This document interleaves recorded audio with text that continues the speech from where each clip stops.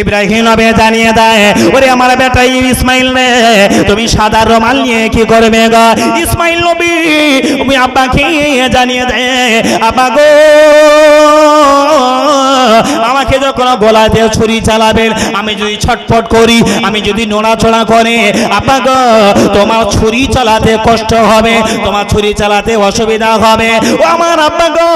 আর দ্বিতীয় নম্বর শর্ত হলো, তুমি যখন আমার উপরে যখন ছুরি চালাবে আব্বা, আমার উপরে যখন তুমি ছুরি চালাবে, আমার চোখের সঙ্গে যখন চোখটা পড়ে যাবে, আমি তোমার বেটা, বড় আদরের বেটা, আমার চোখের সঙ্গে চোখটা যখন পলকটা পড়ে যাবে, তোমার মনে মায়া এসে যেতে পারে।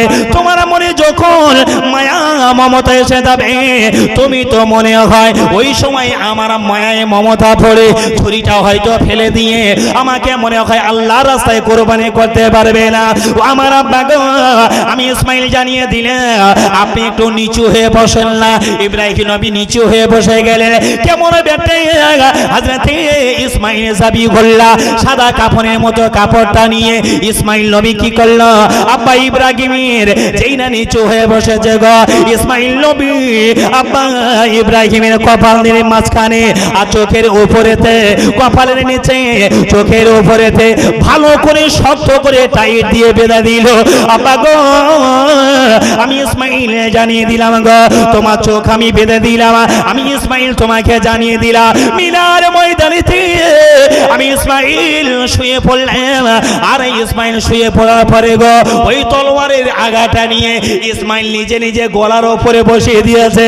আব্বা গো, তুমি কোনো চিন্তা ভাবনা না করে, আল্লাহকে যতক্ষণ আমাকে বানিয়েছে, আল্লাহর রাস্তায় আমাকে কোরবানি করে দেবে, কোন রকমের চিন্তা ভাবনা করবে না, কোন রকমের চিন্তা ভাবনা করবে না।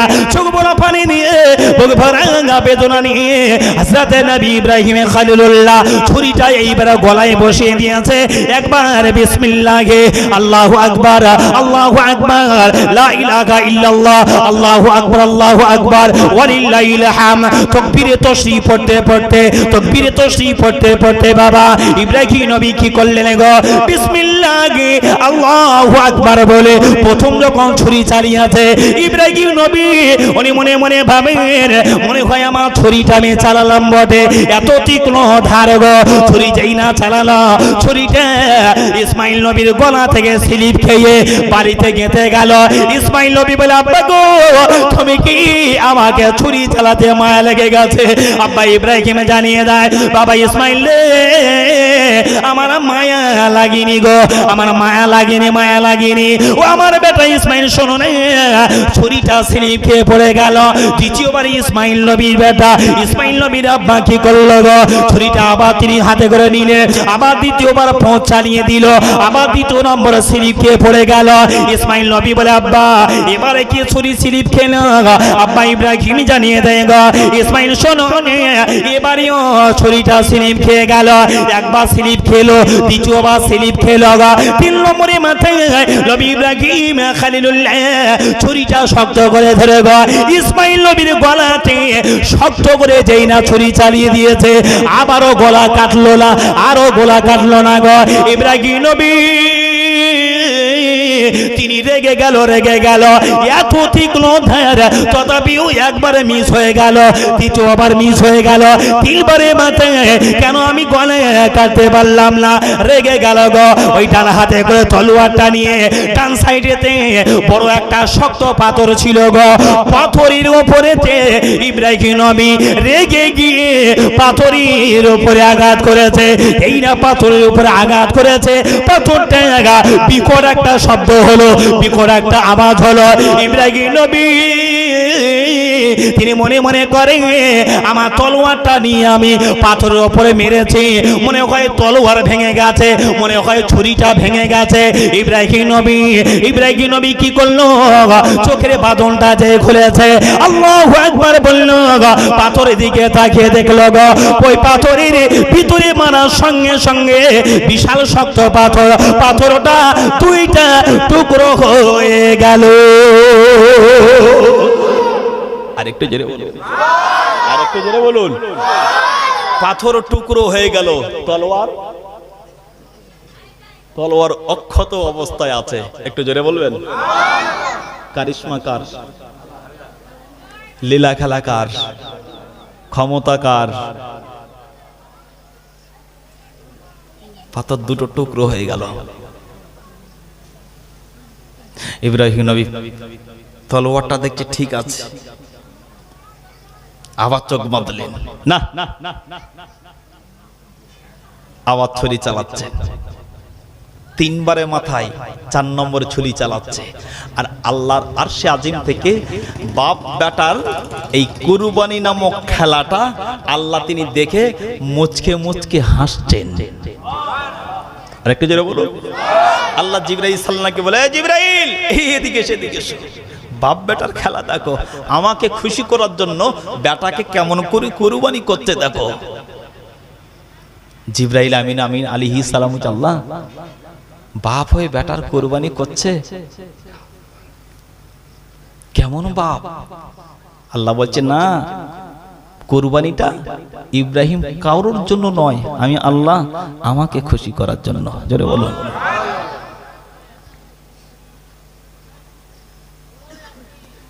ফের ছুরি চালাবে, রেডি। আল্লাহ পাক আল্লাহ তাআলা এইবারে হযরতে জিবরাইলকে পাঠিয়ে দেয় গো, ও জিবরাইল শোনো না, আমি আল্লাহ পাক জানিয়ে দিলাম ইসমাইলকে কুরবানি করতে রেডি হয়ে গেল। আর তুমি দেরি করো না, আর তুমি দেরি করো না, জান্নাতের ভিতরে চলে যাও, জান্নাতের ভিতরে চলে যাও। জান্নাতের ভিতর থেকে 40,000 বছর ধরে আমি আল্লাহ পাক আল্লাহ তাআলা জান্নাতের ভিতরেতে আমি আল্লাহ একটা দুম্বা তৈরি করে রেখে দিয়েছি, বিশাল তরুতাজা, বিশাল সুন্দর।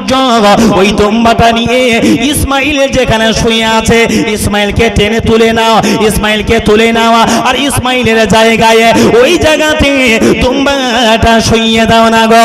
এইবার দুম্বা শুইয়ে দেওয়া হলো। ইব্রাহিম নবী কি করলো? 4 নম্বরে মাথায় আবার তিনি যখন ছুরি চালিয়ে নিল, 4 নম্বরে মাথায় ছুরিটা চলে গেল, গলাটা কেটে গেল। নবী ইব্রাহিম খলিলুল্লাহ চোখের বাঁধনটা খুলে দিয়েছে, যেই না খুলে দিয়েছে লক্ষ্য করে দেখতে পাওয়া যায় নবী ইসমাইল দূরে শয়ন করে আছে, আর ইসমাইলের জায়গায় ওই দুম্বাটা জান্নাতি দুম্বা কুরবানি হয়ে গেল। আর একটু জোরে বলুন সুবহানাল্লাহ, একবার দরুদ শরীফ আল্লাহুম্মা।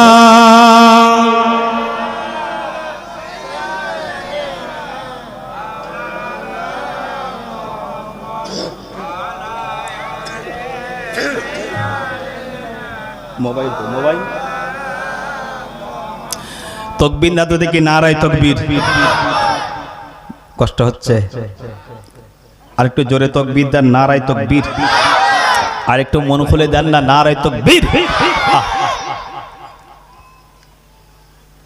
ভালোবাসার জায়গা মদিনা, ভালো লাগার জায়গা মদিনা, এত সুন্দর জায়গা কোথাও দেখি না, এত সুন্দর জায়গা কোথায় দেখি না। সাজিয়াছে দয়াল রব্বানা, ভালোবাসার জায়গা মদিনা, ভালো লাগার জায়গা মদিনা, ভালোবাসার জায়গা মদিনা। এত সুন্দর জায়গা কোথায় দেখি না, এত সুন্দর জায়গা কোথাও পাবি না। সাজিয়াছে দয়াল রব্বানা, ভালোবাসার জায়গা মদিনা। মদিনা শরীফে নূর নিখা দিনা, মদিনা শরীফে নূর নিখা দিনা। আশিকে ছাড়া বললে বোঝে না, ভালোবাসার জায়গা মদিনা, ভালো লাগার জায়গা মদিনা, ভালোবাসার জায়গা মদিনা। একদিন কবর যাব কেউ তো যাবে না, একদিন কবর যাব কেউ তো যাবে না, সাথে কাছে যাবে শাহে মদিনা, ভালোবাসার জায়গা মদিনা, ভালো লাগার জায়গা মদিনা, ভালোবাসার জায়গা মদিনা। যতই দরুদ পড়ি, যতই দরুদ পড়ি তৃপ্তি মেটে না, যতই দরুদ পড়ি তৃপ্তি মেটে না, মিলাদেও শান্তি লাগে না, ভালো লাগার জায়গা মদিনা, ভালোবাসার জায়গা মদিনা, ভালো লাগার জায়গা মদিনা। এত সুন্দর জায়গা কোথায় দেখি না, এত সুন্দর জায়গা কোথায় দেখি না, সাজিয়েছে দয়াল রব্বানা, ভালো লাগার জায়গা মদিনা। নারে তাকবীর, আর একটু জোরে দেন না, নারে তাকবীর, নারে তাকবীর। ইসমাইল নবীর পরিবর্তে কুরবানি হলো কি? দুম্বা কুরবানি। ইসমাইল নবী নিয়ে চলে এলো, আল্লাহ বলে ইব্রাহিম তুমি পরীক্ষায় পাশ হয়ে গেছো, এবারে এসো। তুমি যখন তোমার বাচ্চাকে এত সুন্দর করে মানুষ করলে, তোমার বাচ্চাকে কুরবানির হাত থেকে বাঁচালে, তো এবার একটা কাজ করতে হবে, তোমার ওই বেটাকে নিয়ে আল্লাহ আমার অর্ডার অনুযায়ী একটা ঘর তৈরি করতে হবে। আল্লাহ কি ঘর তৈরি করব? আল্লাহ বললেন খানায়ে কাবা বাইতুল্লাহটা পুনর্নির্মাণ করতে হবে। সুবহানাল্লাহ বলুন। কোন ঘর? তো ইব্রাহিম নবী একজন নবী, তো উনি বলছে আল্লাহ আমি একজন নবী আর আমি ঘর তৈরি করব কি করে? আল্লাহ আমি তো কাজ জানি না, আমি কাজ জানি না। সব মানুষ কি সব কাজ জানে? আপনি যে কাজ জানেন সে কাজ আমি হয়তো জানি না, আমি যে কাজ জানি সে কাজ হয়তো আপনিও জানেন না। আল্লাহ বলছে ইব্রাহিম কাজ অন্য কেউ করবে না, আল্লাহর ঘর খানায়ে কাবা তৈরি হবে অন্য কোন মানুষকে দিয়ে নয়, আমি আল্লাহ তোমার হাত দিয়েই তৈরি করব। একটু জোরে বলুন কি গো? আল্লাহর ঘর মসজিদ আপনাদের গ্রামে আছে না নেই? আচ্ছা বলেন, সবার টাকা মসজিদে যায়? কারণ কি? যার টাকাটা আল্লাহ পছন্দ করে, যার খেদমতটা আল্লাহ পছন্দ করে, যাকে আল্লাহ পছন্দ করে, তার দ্বারাই মসজিদ, মাদ্রাসা, জলসা, নবী জীবনীর আল্লাহ কাজ করিয়ে নেয়। জোরে বলুন। ভাববেন আমি নামাজ পড়ি না তো কি হয়েছে? একটা দিন অন্তত মসজিদে গিয়ে ঝাড়ুটা নিয়ে না একটু মাঝে মাঝে এ মাথা থেকে ও মাথা নোংরা নাই তো কি হয়েছে, একটু পরিষ্কার করে দেবেন। কারণ কবরের ভিতর যখন আমরা যাব, কি গো বাবা, যেদিন কবর খনন করবে সেখান থেকে না হয় 3 দিন কবর পরিষ্কার থাক। একটু জোরে যদি বৃষ্টি হয়, পানি হয়, কবরের উপর থেকে বালি মাটি তো ঝরে ঝরে ঝরে ঝরে বুকের উপর পড়বে না? পড়বে না? আল্লাহ বলছে দুনিয়ার কোন মানুষ যদি মসজিদটা খুশি মনে একবার ঝাড়ু দেয়, একটু পরিষ্কার পরিচ্ছন্ন করে দেয়, একটু কাপড় দিয়ে ভিজে কাপড় দিয়ে একটু মুছে দেয়, আল্লাহ বললেন ওই মসজিদ পরিষ্কার করবার ওসিলায় আমি আল্লাহ তার কবরটা কিয়ামত পর্যন্ত পরিষ্কার শুধু করব নয়, জান্নাতের বাগানের মতো কবরটাকে আমি আল্লাহ সাজিয়ে দেব। সবার দ্বারা এ ভালো কাজ হয় না কিন্তু। আল্লাহু আকবার। আল্লাহ বলে আল্লাহ ঠিক আছে আমি কাজ করব, তবে কি করব? আল্লাহ একটা তো হেল্পারের প্রয়োজন হয়, ঠিক কি না? হেল্পার যে হয় তাকে কি বলি? লেবার। আল্লাহ লেবারটা কি হবে? কাকে লোবো? একা তো সম্ভব নয়। আমার আল্লাহ পাক আল্লাহ তাআলা জানিয়ে দেয়, ওই ইব্রাহিম শুনুনি আমি আল্লাহ পাক জানিয়ে দিলাম গো, ওই মক্কার জমিনেতে আমি আল্লাহ পাক আল্লাহ তাআলা খানায়ে কাবা আছে, কাবা বাইতুল্লাহটা আমি আল্লাহ পুনর্নির্মাণ করবার জন্য আমি মিস্ত্রি হিসাবে আমি আল্লাহ পাক আল্লাহ তাআলা তোমাকে আমি নির্বাচন করেছে ইব্রাহিম। যাকে তুমি লেবার বানাবে গো, কাউকে তুমি লেবার হিসাবে নেবে না। যাকে তুমি লেবার হিসাবে নেবে ওই মানুষটি অন্য কেউ নয়। আল্লাহ কাকে আমি লেবার হিসাবে নেব, আল্লাহ কাকে আমি লেবার হিসাবে নেব? আল্লাহ বলেন শোনো নে, যাকে তুমি লেবার হিসাবে নেবে ওই মানুষটি হলো, ওই ছেলেটা হলো তোমার কুরবানি থেকে বাঁচিয়ে দেওয়া ছেলে, তার নাম হলো হাজরাতে ইসমাঈল। আর একটু জোরে বলো সুবহানাল্লাহ। এই ইব্রাহিম, তোমার বেটাকে লাও, তোমার বেটা হবে লেবার। একটু জোরে বলো। ইব্রাহিম নবী বলছে বেটা ইসমাইল কি তোমার কাজ করতে হবে। কি কাজ? পাথর বহন করতে হবে। আল্লাহ কোন জায়গার? খানায় কাবা তৈরি হবে। ইসমাইল নবী তো খুব খুশি, আব্বা আমার মতো ইসমাইল যদি খানায় কাবায় যদি শরীক হয়ে কাজ করতে পারি, আমি ইসমাইল আমার জীবন তো ধন্য হয়ে যাবে। জোরে বলুন। ভাববেন, এই ভাববেন যে আমার মন বাজারে টানে, আমার মন শ্বশুর বাড়ি টানে, আমার মন ভাইরা ভার বাড়ি টানে, আমার মন বন্ধুর বাড়ি টানে, আমার মন যদি মসজিদের দিকে না টানে, কোথায় কোথায়? আমার মন যদি মসজিদের দিকে না টানে, ভাববেন আমি এখনো পরিপূর্ণ মুমিন হতে পারিনি। মুমিন বান্দার মন তো সব সময় ভালো কাজের জন্য, ঠিক কি না? ইসমাইল নবী রেডি, লেবারের কাজ করবে। একটা হেড মিস্ত্রি বলেন, ইঞ্জিনিয়ার বলেন, প্রয়োজন আছে না নাই?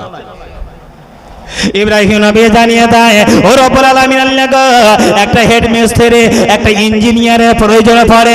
আল্লাহ বলেন শোনো না, আমি আল্লাহ পাক জানিয়ে দিলেন হযরত জিবরাইল আমিন, আল্লাহ প্রধানতম ফেরেশতা জিবরাইল আমিন আলাইহিস সালামকে আমি আল্লাহ ইঞ্জিনিয়ার করে পাঠাবো। শুধু ইঞ্জিনিয়ার করে পাঠাবো না গো, জান্নাতের ভিতর দিয়ে আমি আল্লাহ পাক জান্নাতি পাথর দিয়ে খানায় কাবাটাকে তৈরি করব। ও জিবরাইল শোনো না, আমি আল্লাহ পাক জানিয়ে দিলাম তুমি জান্নাতের ভিতর থেকে দামি দামি পাথরগুলো নিয়ে ইসমাইল নবীর হাতে দেবে। ইসমাইল নবী ওই পাথরগুলো নিয়ে তার আব্বা ইব্রাহিমের হাতে দেবে। ইসমাইল নবী হলো লেবার আর ইব্রাহিম নবী হলো মিস্ত্রি। আর আমি আল্লাহ পাক জানিয়ে দিলাম গো, খানায় কাবাটা কেমন ভাবে তৈরি করবে তার সাজেশনটা তুমি দেবে। জিবরাইল আল্লাহর কথা অনুযায়ীতে জান্নাতের ভিতর দিয়ে দামি দামি পাথরগুলো নিয়ে নবী ইসমাইলের হাতে দেয় গো। নবী ইসমাইলের হাতে দেয়। নবী ইসমাইল সাবিগুল্লাহ পাথরটা নিয়ে গো আব্বা ইব্রাহিমের হাতে দেয়। নবী ইব্রাহিমের খলিলুল্লাহ পাথরটা বানাতে শুরু করলো, কাবাটা বানাতে শুরু করলো। বানাতে নবী ইব্রাহিম লক্ষ্য করে দেখতে পাওয়া যায় গো, হাত বাড়াবার হয়ে গেল, হাত বাড়াবার গাঁথনি হয়ে গেল। ইব্রাহিম এত উপরে গাঁথনির মতো কোন জিনিস পাই না, উপরে ওঠে কিভাবে গাঁথনি করবে। ইব্রাহিম আমি চিন্তা পড়ে গেল, আল্লাহ আমার তো হাত বাড়াবার গাঁথনি করা হয়ে গেল, এবার আমি গাঁথনিটা কি করে করব? আল্লাহ এবার তো একটা ছেলের প্রয়োজন। এই রাজমিস্ত্রি কে কে আছেন এখানে? একটু হাত তোলেন তো দেখি, রাজমিস্ত্রি কারা কারা আছে? আমার ভাই আছে। আর কেউ আছে রাজমিস্ত্রি? আর কেউ নেই? আছে, লজ্জায় হাত তুলছে না, বুঝতে পারছেন না? কোন কর্ম ছোট নয়, কোন কর্ম ছোট। আমার ওই ভাই জানে, ওই গাঁথনি যে করে একটু মিডিল পয়েন্টে উঠে যায়, ওটা কি করতে হয়? একটা ভাড়া, আমরা ভাড়া বলি, ভাড়া, একটা ভাড়ার প্রয়োজন না? আল্লাহ পাক বলে ইব্রাহিম চিন্তা করছো কেন? একটা পাথর, ওই ভাড়া কোয়ালিটির পাথর। জিবরাইল, জিবরাইল পাথরটা নিয়ে ইব্রাহিমের হাতে দাও। হাতে দিলেন, ডাকলেন। ইব্রাহিম নবী দাঁড়িয়ে আছে। আল্লাহ এ তো পাথর, কি করে কি করব? আল্লাহ বলছে পাথরে ওঠো না। ইব্রাহিম নবী কি করলেন গো? পাথরের উপরে দাঁড়িয়ে গেল গো। ওই পাথরের উপরে দাঁড়িয়ে গিয়ে লক্ষ্য করে দেখতে পাওয়া যায় নবী ইব্রাহিমের যখন যেটা প্রয়োজন হয় পাথরটা লিফটের মতো ওঠা লাভা করে। একবার জোরে জোরে বলুন সুবহানাল্লাহ। খানায় কাবা বাইতুল্লাহটা ওই পাথরের উপরে দাঁড়িয়ে থেকে নবী ইব্রাহিম খানায় কাবাটা তৈরি হয়ে গেল। আর ওই কাবার পাথরটা, ওই পাথরটা খানায় কাবার পাশে রাখা হয়েছে। ওই পাথরটি নাম হলো মাকামে ইব্রাহিম।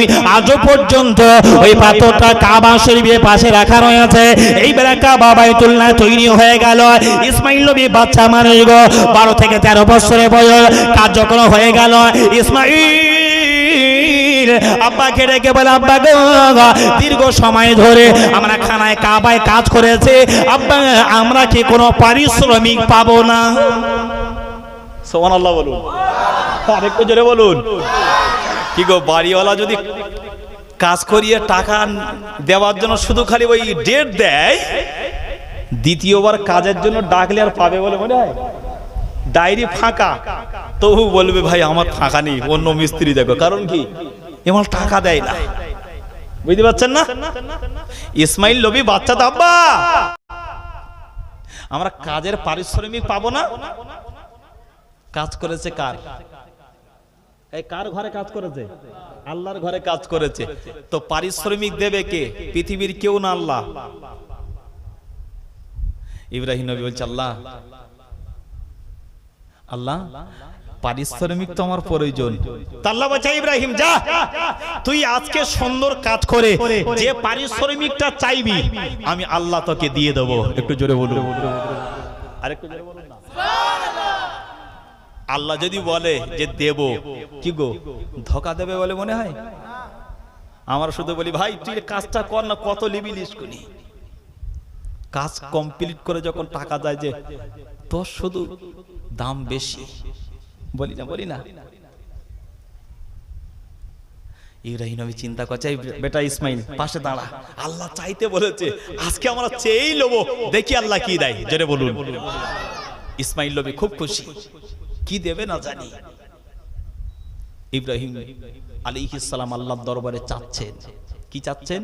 কোরআন শরীফে সেটা বললেন, ربنا وابعث فيهم رسولا منهم يتلو عليهم آياتك ويعلمهم الكتاب والحكمة ও রব্বুল আলামিন আমি ইব্রাহিম জানিয়ে দিলেন খানায় কাবাটা তৈরি করা হয়ে গেল। আল্লাহ আমার টাকা লাগবে না, আল্লাহ আমার পয়সা লাগবে না, আল্লাহ আমার অর্থ সম্পদ লাগবে না, আল্লাহ আমার বিল্ডিং বালাখানা লাগবে না। ও রব্বুল আলামিন আমি আল্লাহ পাকের নবী জানিয়ে দিলাম গো, আমার একটাই মাত্র দাবি গো, রব্বানা ওয়াবআস ফীহিম রাসূলা। আল্লাহ পৃথিবীর জমিনেতে আল্লাহ একজন নবীকে তো আপনি পাঠাবেন। ওই নবীটা হলো নায়কের মহানায়ক, গায়কের মহাগায়ক, সাংবাদিকের সাংবাদিক, ইহকালের বাদশা, পরকালের শাহেনশাহ। আরবের জমিনেতে মক্কার বুকেতে আল্লাহ আপনি একজন শ্রেষ্ঠ নবী করে পাঠাবেন। আমি ইব্রাহিম আল্লাহ আমার টাকা পয়সা লাগবে না, ওই শ্রেষ্ঠ নবীকে আল্লাহ যাকে আপনি পৃথিবীর জমিনে পাঠাবেন আমি ইব্রাহিম নবী জানিয়ে দিলাম। ওই নবী আসার পরেতে আল্লাহ হিকমতের কথা বলবে, আল্লাহ ভালো কথা বলবে। তা'মুরুনা বিল মারুফি ওয়া তানহাউনা আনিল মুনকারি, সৎ কাজের আদেশ দেবে, অসৎ কাজের নিষেধ করবে, মূর্তি পূজার নিষেধ করবে, আল্লাহ ভালো কাজের জন্য আহ্বান করবে। আর ওই নবীতে হিকমতের নবী হবে। আল্লাহ আমি ইব্রাহিম জানিয়ে দিলা ওই নবীকে আল্লাহ আমি কোথায় পাঠাবেন আমি জানি, মক্কার জমিনে পাঠাবে, তবে কোন বংশে পাঠাবেন আল্লাহ আমি জানি না। তবে আমি ইব্রাহিম জানিয়ে দিলা যে নবীকে পৃথিবীর জমিনে পাঠাবে ওই নবীকে আমি ইব্রাহিম আমারই বংশের ভিতরেতে আল্লাহ পাঠিয়ে দিও। যে ইব্রাহিম নবী দোয়া করেছে, পাশে ছিল ইসমাইল নবী, হযরত ইসমাইল নবী আমিন বলে উঠেছে। আরেকটু জোরে বলুন, আরেকটু জোরে বলুন। কি দোয়া করেছে বাবা? একটা নবী যে নায়কের মহানায়ক হবে ওই নবীকে আল্লাহ আমার বংশে দাও। আর ইসমাইল নবী তিনি আবেগে আমিন বলে ফেলেছে। আল্লাহ ইব্রাহিম নবী চেয়েছেন, আল্লাহ দেরি করলো। ইসমাইল নবী যেই আমিন বলেছে, আল্লাহ ইসমাইল নবীর আমিন বলাটা আমার আল্লাহ কবুল করে নিয়েছেন। আরেকটু জোরে বলুন, আরেকটু জোরে বলুন। এই জন্য করি বাচ্চাদের দোয়া। একটা বয়স্ক মানুষের থেকে বাচ্চাদের দোয়া আল্লাহ বেশি কবুল করে নেয়। জোরে বলো। বাচ্চারা মসজিদে গেলে না তাদের উপরে রাগঝাল করবেন না। এই আমরা বাচ্চারা যখন মসজিদে যাই, অনেক নামাজি আছে, তাদের উপর রাগঝাল করি না। খবরদার বাবা, রাগঝাল করবেন না, গালমন্দ দেবেন, একটু সাইডে সরিয়ে দেবেন ভালো ভাষায়, কারণ বাচ্চারা হলো মাসুম, ওদের গুনাহ নাই। তো ইসমাইল নবীর হাতের দোয়া যখন কবুল করেছেন, কিভাবে নবী পাঠাবেন আল্লাহ সিস্টেমটা বলে দিলেন। কিভাবে নবীর যিনি আব্বা হবে, নাম কি বাবা? নবীর আব্বার নাম কি বলতে পারবেন না? আব্দুল্লাহ। হ্যাঁ, তাহলে শোনেন, নবীর আব্বার নাম আব্দুল্লাহ, তার আব্বার নাম আব্দুল মুত্তালিব, তার আব্বার নাম হাশিম, তার আব্বার নাম আব্দে মান্নাফ, তার আব্বার নাম কাআব, তার আব্বার নাম কিলাব, তার আব্বার নাম কুসাই, তার আব্বার নাম ফিহির, তার আব্বার নাম মালিক, তার আব্বার নাম গালিব, তার আব্বার নাম মাআন, তার আব্বার নাম আদনান, তার আব্বার নাম ইসমাইল, আর ইসমাইলের আব্বার নাম হযরতে জাতির পিতা হযরতে ইব্রাহিম খলিলুল্লাহ। একটু জোরে বলো সুবহানাল্লাহ। আব্দে মান্নাফ, এনার তিনটে ছেলে ছিল, একটা হলো আব্দে শামস, একজন হলো মুত্তালিব, আর একজন হলো হাশিম। এই আব্দে শামস আর মুত্তালিব এরা দুজনে একটু গরিব কোয়ালিটির, আর আব্দে শামস একটু ব্যবসা বাণিজ্য করতেন। তো কোথায়? মক্কা জমিন থেকে তিনি ব্যবসায় যেতেন, মাঝে মাঝে সিরিয়ায়, মাঝে মাঝে শামে। তো সিরিয়ায় ব্যবসায় যেতে যেতে না মদিনার উপর দিয়ে যাচ্ছেন। কে? হাশিম। আর মদিনার উপর দিয়ে যেতে গিয়ে না মদিনায় কিছুদিন অবস্থান করলেন, আর অবস্থান করার পরে মুররা বলে একটা মানুষ ছিলেন মদিনাবাসী, আর মুররার বাড়ি থাকতে থাকতে মুররার একটা কন্যা ছিল, নাম ছিল তার সালমা। কি নাম? এই সালমা বিনতে মুররাকে হাশিম পছন্দ করেছেন, পছন্দ করে বিয়ে করে ফেললেন। আমরা অনেকে আছে কর্মসূত্রে বাইরে গিয়ে বিয়ে করে ফেলি না করি না? হ্যাঁ, কাজ করতে গেছেন, হয়তো ধরেন কালিয়াচকে কাজ করতে গেছেন, মালদায় কাজ করতে গেছেন, বিদেশে মেয়ে পছন্দ হয়ে গেছে, বিয়ে করে নিয়েছেন। ঠিক হাশিম গিয়ে সেইভাবে মদিনায় বিয়ে করলেন। বিয়ে করার পরে ওই সালমা বিনতে মুররার পেটে বাচ্চা আসার সম্ভাবনা, ঠিক এমত অবস্থায় ওই পেটে যখন বাচ্চা এসে গেল, হাশিম ওই প্রেগনেন্ট অবস্থায় বিবিকে রেখে দিয়ে চলে গেল সিরিয়ার জমিনে। আর সিরিয়ার জমিনে ব্যবসায় গিয়ে কোনো কারণবশত হাশিম মারা গেল। হাশিম মারা যাওয়ার কিছুদিন পরে ওই সালমা বিনতে মুররার যার পেটে বাচ্চা ছিল, বাচ্চাটা ভূমিষ্ঠ হয়েছে বাপের বাড়ি। আর বাচ্চা ভূমিষ্ঠ হয়েই দেখতে পেল বাচ্চাটা কেমন, বাচ্চাটা ভূমিষ্ঠ হয়েছে খুব সুন্দর, তবে মাথার চুলটা একটু মক্কার বাচ্চাদের থেকে একটু আলাদা, চুল হয় কালো কোয়ালিটির, আর ওই বাচ্চাটা হলো মাথার চুলটা সাদা। মাথার চুল কেমন? সাদা। নানা শখ করে নাম রাখলো সাইবা, কারণ মাথার চুল ছিল সাদা। এই সালমা বিনতে মুররা কিন্তু এবারে স্বামী হারা হয়েছে। বাচ্চা যখন পেয়েছে সালমা বিনতে মুররার একটু মনটা একটু কোন রকমই ধৈর্য ধরেছে, যেহেতু বাচ্চা যতক্ষণ একটা আছে, বাচ্চাকে দেখে স্বামীর কথা ভুলে যাচ্ছে। এদিকে দুই ভাই কিন্তু মক্কায় রয়ে গেল। কে? মুত্তালিব আর আব্দে শামস। আর ওই যে খানায় কাবার তখনকার দায়িত্ব ছিল এই মুত্তালিব আর আব্দে শামসের। আর এই দুই ভাই আস্তে আস্তে করে বড় হলেন, কিন্তু এই দুই ভাইয়ের কোনো সন্তানাদি ছিল না। এরা চিন্তা ভাবনা করলে মক্কার মানুষেরা তো সবাই তো আমাকে খানায় কাবার মাতোয়াল্লির দায়িত্ব দিয়েছে, আমরা তো দেখাশোনা করি, তো আমরা যদি মরে যাই, তো আমরা যদি মরে যাওয়ার পরে আমাদের তো বংশে কোনো বাচ্চা কাচ্চা নাই, খানায় কাবাটা কে দেখভাল করবে? যদি আমাদের একটা বাচ্চা কাচ্চা থাকতো আর আমরা মরে যাওয়ার পরে সেই বাচ্চারা যদি এই খানায় কাবার দায়িত্ব নিত, তাহলে আমাদের বংশের একটা সুনাম খ্যাতি অর্জন হতো। কথা ঠিক কি? দুই ভাই চিন্তা করছে বাচ্চা তো নাই, কি হবে? হঠাৎ করে দুই ভাই আলোচনা করতে করতে না স্মরণ চলে গেল, ওই যে তার মোরা ভাই হাসিম, তার তো একটা সন্তান এখন বড় হয়েছে। আব্দে শামস বলে, মোত্তালিব এক কাজ করো, তুমি না আমাদের যে একটা ভাতিজা আছে, ওরা তো অসহায়, মদিনায় থাকে, তুমি এক কাজ করো, তুমি যাও না একটা সাওয়ারি নিয়ে মদিনায় গিয়ে আমাদের ওই ভাতিজাকে আমাদের এখানে পাঠাই কি দেখো না। মোত্তালিব বলল, ঠিক আছে, অসুবিধা নেই, যদি হয় তো নিজের ছেলের মতো মানুষ করব। কি গো, অনেকের বাচ্চা কাচ্চা হয় না, ভাতিজাকে নিয়ে ছেলের মতো মানুষ করি না, ভাগনাকে নিয়ে নিজের ছেলের মতো মানুষ করি, কারণ নিজের নাই তো কি হচ্ছে। আব্দুল মোত্তালিব সকালবেলা উঠে একটা সাওয়ারি নিয়ে মদিনায় যাচ্ছে। মদিনায় পৌঁছে গেল। মদিনায় পৌঁছে গিয়ে সালবা বিনতে মুররার বাড়িটা তালাশ করে খুঁজে পেল। মুত্তালিব আস্তে আস্তে করে সালবা বিনতে মুররার বাড়ি গিয়ে দরওয়াজায় ঠক ঠক করে আওয়াজ দেয়, দরওয়াজায় ঠক ঠক করে আওয়াজ দেয়। সালমা যেই না আওয়াজ পেয়েছে গো, ও মুসলমানিরা গো, মায়ের গায়ের গন্ধ, মায়ের গায়ের গন্ধটা খালামার গায়ের থেকে পাওয়া যায়। আপনার কিনা স্বামীর গায়ের গন্ধ স্বামীর ভাইয়ের থেকে পাওয়া যায়, কথা ঠিক কিনা?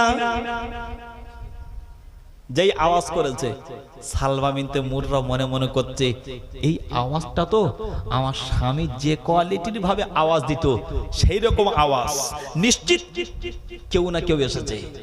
দরওয়াজা খুলে দিল। মান আনতা, কে তুমি? আমি হলাম মোত্তালিব। কি তোমার পরিচয়? আমার পরিচয় হলো আমি হাশিমের ভাই। একটু জোরে বলুন, আর একটু জোরে বলুন। তাই হ্যাঁ, যত্ন আহ্বান করলেন। মোত্তালিব বললেন, ভাবিজি আমি একটা আশা নিয়ে এসেছি। কি আশা? আমাদের তো কোনো সন্তানাদি নাই, তোমার সন্তানটা এ তো বাফারা, তো আমি যদি নিয়ে মক্কায় গিয়ে মানুষ করি, তোমার কি কোনো আপত্তি করা আছে? সালমা বিনতে মুররা বলল, না ভাই, আমার একে তাই স্বামীহারা, আর বাচ্চাটাকে তোমার হাতে দিলে আমি বড় একা হয়ে যাব। ঠিক কিনা বল বাবা, বড় একা হয়ে যাবে। মুত্তালিব বলল, সালমা ভাবিজি আপনি দেবেন না আমি জানি, তবে জানো আমরা না মক্কার জমিনে সুনামের সঙ্গে বসবাস করি, আমাদের হাতে না খানায় কাবার দায়িত্ব আছে। আমরা মারা গেলে তোমার সন্তানকে আমরা নিয়ে গিয়ে মাঠে কাজ করাবো না, বিদেশে পাঠাবো না, ব্যবসায়ী লাগাবো না, খানায় কাবাটা দেখভাল করবে। বাবা, সালমা বিনতে মুররা মনে মনে করছে যে আমার বেটা যদি খানায় কাবার মাতোয়াল্লি দায়িত্ব পায়, এটা তো একটা সৌভাগ্যের ব্যাপার। একটু জোরে বলুন। তিনি বলেন, ঠিক আছে, এই কাজ যদি হয় আমার বেটাকে নিয়ে যাও। মুত্তালিব কি করলেন গো, আব্দে শাহ ওই আপনাকে হাশিমের বেটা, হাশিমের বেটা কি করলেন গো, সেই মুত্তালিব তার সাওয়ারির উপরে তুলে নিয়ে গো এইবারে মদিনা থেকে মক্কা জমিনে রওনা দিয়েছে। যেই না মদিনার দিকে রওনা দিয়েছে গো, মুত্তালিব মক্কার জমিনে যেই না প্রবেশ করেছে, মক্কার কিছু মানুষই এরা মনে মনে ভাবলো গো, মুত্তালিবই তো বেটা নাই, মুত্তালিবই তো কোনো ছেলে নাই, মুত্তালিবই তো কোনো বেটা নাই, মুত্তালিবই তো কোনো বেটি নাই, তাহলে এই যে সাওয়ারির উপরেতে যে বেটাকে নিয়ে আসে, এটা আবার কে? এটা আবার কে? মুত্তালিবের সাওয়ারিকে দাঁড় করানো হলো। মুত্তালিব, তোমার সাওয়ারির পিছনেতে এই যে সন্তানটা বসে আছে, এটা কে? এটা কি আব্দে মুত্তালিব? আসল নাম কি? সাইবা। আসল নাম কি? সাইবা, মদিনার নাম। আর মক্কার বর্ডারে যেই ঢুকেছে সবাই বলল, কে? এটা কি মুত্তালিব, আব্দে মুত্তালিব? আব্দের শব্দের অর্থ হলো দাস বা গোলাম বা চাকর। সবাই মনে মনে করছে মুত্তালিবের ছেলে মেয়ে নাই বলে মনে হয় মদিনা থেকে একটা চাকর কিনে এনেছে। আর যেই এই আব্দে মুত্তালিব বললেন, অর্থাৎ যিনি নিয়ে যাচ্ছেন এনার নাম হলো মুত্তালিব, আর যাকে নিয়ে যাচ্ছে এর নাম হলো সাইবা। কিন্তু আব্দে মুত্তালিব মানে যিনি নিয়ে আসছে, আব্দে মুত্তালিব অর্থাৎ মুত্তালিবের কি দাস বা গোলাম। আর এই নামটা ওই সাইবা নামটা চেপে গিয়ে এই আব্দে মুত্তালিব এই নামটা মক্কার জমিনে ছড়িয়ে গেল। বলুন সুবহানাল্লাহ। এই নামটা চেপে গেল, এই নামটা ছড়িয়ে গেল, সবাই চিনে ফেললো আব্দে মুত্তালিব, এক কথায় আব্দুল মুত্তালিব। এদিকে আব্দুস শামস আর মুত্তালিব মানুষ করতে করতে করতে করতে এই মুত্তালিব বড় হয়ে গেল, আব্দুল মুত্তালিব বড় হয়ে গেল, এরা দুজনা মারা গেল, দুইটা চাচা ইন্তেকাল হয়ে গেল। ইন্তেকাল হয়ে যাওয়ার পরে মক্কার মানুষেরা নির্বাচন করলো আব্দুল মুত্তালিবকে তো বিয়ে দিতে হবে। কাকে বিয়ে দেবে? মক্কার জমিনে একটা মেয়ে, তার নাম ছিল নাতিলা বিনতে খব্বাব। এই নাতিলা বিনতে খব্বাবের সঙ্গে বিয়ে হলো। খব্বাবের সঙ্গে বিয়ে হওয়ার পরে সংসার চলাকালীনতে একটা বাচ্চা ভূমিষ্ঠ হলো, আর ওই বাচ্চাটা হলো হারেস। এই আব্দুল মুত্তালিব নবীর দাদু হবে। হারেস একদিন রাতের বেলা শুয়ে আছে, আব্দুল মুত্তালিবকে স্বপ্ন দেখেছে। আব্দুল মুত্তালিব মন্দনা খনন করা প্রথম দিন রাত্রে বেলা আব্দুল মুত্তালিব যখন শয়ন করে আছে, কে জানো আব্দুল মুত্তালিবকে জানিয়ে দেয় গো, ও আব্দুল মুত্তালিব রে মন্দনা খনন করা। আব্দুল মুত্তালিব জানিয়ে দেয় গো, মা হুয়া মন্দনা, কে যেন স্বপ্নকে অদৃশ্য হয়ে চলে গেল। দ্বিতীয় দিন রাতের বেলা কে যেন এসে স্বপ্ন দেখায়, তিবা খনন করো। আব্দুল মুত্তালিব ঘুমিয়ে বললেন গো, মা হুয়া তিবা, তিবা কি?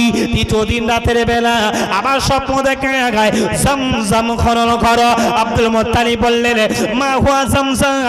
আব্দুল মুত্তালিব কে জানিয়ে দেয় গো, ও মুত্তালিব শোনো রে, জমজমটা হলো একটা বরকতি পানি, জমজমটা হলো একটা জান্নাতি পানি, জমজমটা হলো একটা কুয়া কুয়া কুয়া, আর ওই কুয়ার ভিতরে এমন একটা পানি আছে, ওই পানিটা সাধারণ কোনো পানি নয়, ওই পানিটা হলো জান্নাতি পানি। আর একবার জোরে বলো সুবহানাল্লাহ।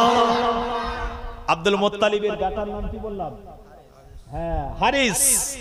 সকালবেলা উঠে বলে, হারিস ওঠো, কি খবর? মাটি কাটে কি দিয়ে? কোদাল বলেন আপনারা, কোদালটা নাও। হারিস বলছে, আব্বা কোথায় যাবো, চলো। আচ্ছা বলে, মক্কা জায়গাটা মরুভূমি না আমাদের মতো পানি এরিয়া? বলেন বলেন, মরুভূমি। আল্লাহু আকবার। আর বালি, মরুভূমি বালি এলাকাতে একটু যদি রৌদ্র পড়ে, আচ্ছা বলেন তো বাবা, গরম কম হবে না বেশি? আচ্ছা ভালো করে বোঝেন, চৈত্র মাস বৈশাখ মাস যখন আসে, এই খালি পায়ে এই পিচের রাস্তায় হাঁটতে পারেন? হাঁটতে পারেন?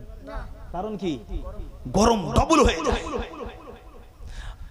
ওই মরুভূমি জায়গাতে আব্দুল মুত্তালিব বলছে, বেটা আমি না রাত্রে বেলা একটা কুয়া খোঁড়ার স্বপ্ন দেখেছি, আর ওই কুয়াটা না যে পানি বার হবে, ওই পানি যদি বার হয় মক্কার মানুষের সব পিপাসার্থ তারা একটু শান্তির সঙ্গে পানি পান করতে পারবে। জোরে বলুন সুবহানাল্লাহ। হারিস বললে, আব্বা এই পানি কোন জায়গায় থেকে আসবে? এই পানিটা হলো জান্নাতি পানি। জোরে বলুন সুবহানাল্লাহ। আব্দুল মুত্তালিব সকালবেলা উঠে কোদালটা নিয়ে কুয়া খুলতে যাবে, কুয়ার ধারে গিয়ে দাঁড়িয়ে আছে। আচ্ছা এখানে একটু কথা বলি, কুয়া তো খুলেছিল, ওই জমজমের কুয়া কার পায়ের আওয়াজে?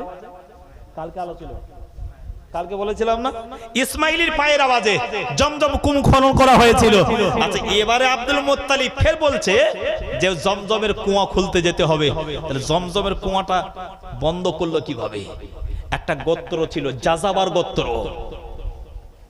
এখানে 1 মাস, ওখানে 6 মাস, এখানে 5 মাস, এই রকম কিছু কোয়ালিটির মানুষ, আমরা তাদেরকে বেদুইন বলি, আছে না নাই? এ বাগানে ও বাগানে গিয়ে সবাই টোল ফেলে, কাফেলা ফেলে সব থাকে না, থাকে না, কিছুদিন পর আবার চলে যায়। তো ওই যে যাযাবার গোত্র ছিল, এরা খুব দুষ্টু ছিল, বদমাইশ ছিল। এরা যেখানে যেত সেই এলাকার দামি দামি ভালো ভালো জিনিসগুলো ক্যাপচার করে নিত। ওখান থেকে যখন চলে যেত, সেই দামি দামি জিনিসগুলো সঙ্গে নিয়ে যাওয়ার মতো হলে সঙ্গে নিয়ে যেত, আর সঙ্গে নিয়ে যাওয়ার মতো যদি না হতো সেটাকে যে কোনো ভাবে বন্ধ করে দিত। তো যাযাবার গোত্র মানুষ যখন চলে যাচ্ছে, এই কুয়াটা না পুরো সব বন্ধ করে দিয়েছিল। আব্দুল মুত্তালিব যেই বেটা হারিস কোদাল মেরেছে, মক্কার জমিনে কিছু গোত্র ছিল, বনু কুরাইজা, বনু হাশিম, বনু খজরাজ গোত্রের মানুষেরা হাজির হয়ে গেলে এসে বলল, কে এখানে কুয়া খুলছো? আমি আব্দুল মুত্তালিব। কেন? এই কুয়ার ভিতরে এখানে খনন করলে কুয়া বার হবে, আর কুয়ার ভিতর দিয়ে পানি বার হবে, পানি আমরা সকলেই পান করতে পারবো। এরা চিন্তা ভাবনা করলো আব্দুল মুত্তালিব যেখানে হাত দেয় নিশ্চিত সে জায়গাটা খারাপ হয় না, ভালোই হয়। তাহলে আমরা যদি পিছিয়ে থাকি আর গর্ত খুলতে খুলতে যদি কোনো দামি বস্তু দামি জিনিস পাওয়া যায়, আমরা তো ভাগ পাবো না। মুত্তালিব করে, আব্দুল মুত্তালিব কুয়া যদি খুলতেই হয় আমাদেরকে ভাগিদার নিতে হবে। আব্দুল মুত্তালিব বলল, না, তোমাদের ভাগে রাখবো না। কি বললো? ভাগে নেবো না। স্বপ্ন দেখেছে আব্দুল মুত্তালিব। আব্দুল মুত্তালিবকে জানিয়ে দেয়, ও আব্দুল মুত্তালিব শোনো নে, আমি তোমাকে জানিয়ে দিলাম গো, কুয়া খোলার কাজে যদি আমাদেরকে ভাগিদার হিসাবে না নেওয়া, আমরা বনু কুরাইজা, বনু হাশিম, বনু খজর গোত্রের মানুষেরা আমরা জানিয়ে দিলাম গো, তোমাদেরকে কুয়া খুলতে দেব না। আব্দুল মুত্তালিব আল্লাহ সেই দরবারে হাত ধরে তুলে দোয়া করে গো, ও রব্বুল আলামিন, আল্লাহ গো, আজকে আমার একটা ব্যাটা আছে, এর জন্য করে আমি এদের সঙ্গে প্রতিবাদ করে এদের সঙ্গে যুদ্ধ করতে পারি না। আল্লাহ, আমার একটা ব্যাটা যদি না হয়, আমাকে যদি 10টা ব্যাটা দিতে, আমি আব্দুল মুত্তালিব জানিয়ে দিলাম এদের সঙ্গে যুদ্ধ করে আমি কুয়াটা খনন করে নিতাম। একবার জোরে বলুন সুবহানাল্লাহ। আব্দুল মুত্তালিব, আল্লাহ, আমার যদি 10টা বেটা হতো, আল্লাহ, এই কুয়া খোলা থেকে আমি পিছপা হতাম না। কিন্তু বাবা, আব্দুল মুত্তালিবের দোয়াটা আল্লাহ কবুল করেছিলেন। কিন্তু 10টা ছেলে কি একদিনে হবে বাবা? এই কথা বলেন না। 10টা ছেলে মিনিমাম 10-12 বছর তো লাগে রে বাবা। চলে এলো দেখতে দেখতে দেখতে দেখতে না, রাত যাই দিন এসে, দিন যাই রাত আসে, দেখতে দেখতে আব্দুল মুত্তালিব একদিন বাড়ি বসে আছে। এরা তো পিপাসার্থ, এদের ভিতরে ঝামেলা লেগে গেল। আব্দুল মুত্তালিব কুয়া খুলছিল পানি দেবে বলে, তোমরা বাধা দিলে। এক কাজ করি, সবাই মিলে আব্দুল মুত্তালিবের কাছে যাই, চলো। আব্দুল মুত্তালিবের কাছে গিয়ে বলো, মুত্তালিব, তুমি একা কুয়া খুলবে না আমরা সহযোগিতাই করব, না আমরা কুয়া খনন করব, তুমি সহযোগিতায় থাকবে। এক কাজ করি, কি করা যায় সিদ্ধান্ত একটা করুন। আব্দুল মুত্তালিব তো জানে ওই কুয়া আমি আব্দুল মুত্তালিব ছাড়া কেউ খনন করতে পারবে না, কারণ এটা আল্লাহ বলেছেন। বলুন সুবহানাল্লাহ। আর একটু জোরে বলুন। এরা বলল, আব্দুল মুত্তালিব, এক কাজ করি, আসুন না, সিরিয়ার জমিনে একটা ভালো একটা মেয়ে ছেলে আছে, ওই মেয়েটা সাধক মেয়ে, ওই মহিলার কাছে যাই, চলুন।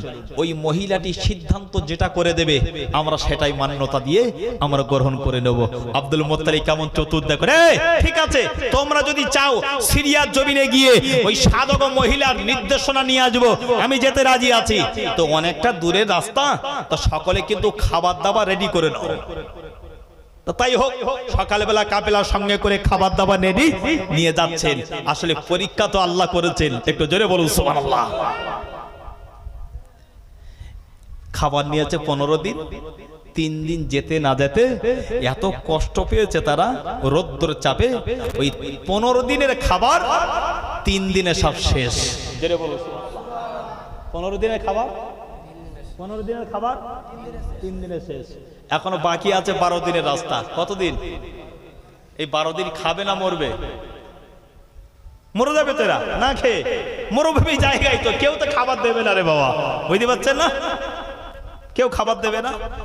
এরা চিন্তা ভাবনা, আব্দুল মুত্তালিব, আমরা কাফেলায় আনলাম 15 দিনের খাবার, 3 দিনে হাঁটার পরে সব খাবার শেষ, এখন কি করব?